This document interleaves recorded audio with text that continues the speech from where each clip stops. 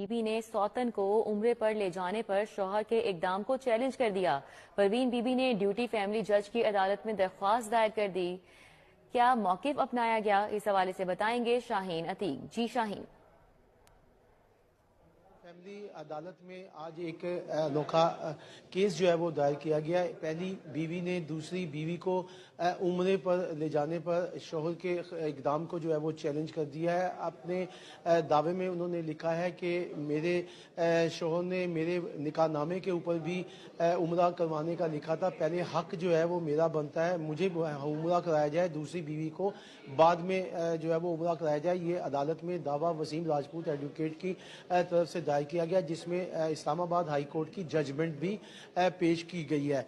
वसीम राजपूत मौजूद हैं, उनसे हम इस हवाले से बात करते हैं। वसीम साहब, ये बताएं कि क्या केस है आपका, ये जो आपने अनोखा आज केस दायर कर दिया है? बिस्मिल्लाहिर्रहमानिर्रहीम। इसमें यह था, एक लतीफ नामी बंदा था, उसने अपनी एक औरत से शादी की और हक महर का जो खाना था उसमें उसने लिखा कि मैं अपनी बीवी को उम्रा भी करवाऊंगा और हज भी करवाऊंगा। ये इकरारनामा उसने बकायदा निकाहनामे के अंदर मेंशन है।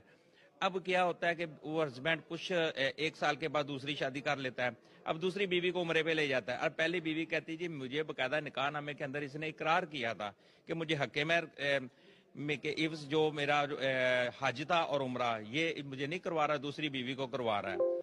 जी, आपने वसीम राजपूत एडवोकेट है, उनका जो है मौक़िफ़ सुना अदालत में, ये जजमेंट भी पेश की गई।